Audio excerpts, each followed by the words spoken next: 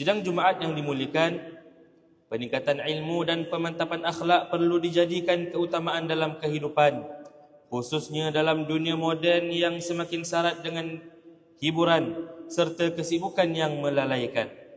Keseimbangan hidup dapat dicapai melalui pengisian rohani dan intelektual seperti membaca, menuntut ilmu dan menghadiri majlis pengajian.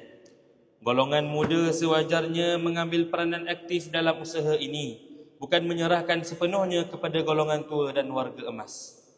Setiap pertambahan usia sepatutnya disertai dengan pertambahan ilmu dan amal sebagai bukti kematangan dalam mengurus kehidupan. Kita tidak wajar membiarkan diri menjadi semakin tua tanpa memperbaiki pengetahuan dan memperbanyak amal kebajikan. Ilmu ialah cahaya yang memandu kehidupan ke arah kebenaran, manakala amal merupakan bekal yang akan menyertai kita ke akhirat. Justeru, segala ilmu yang diperoleh hendaklah diterjemahkan dalam bentuk perbuatan yang memberi manfaat.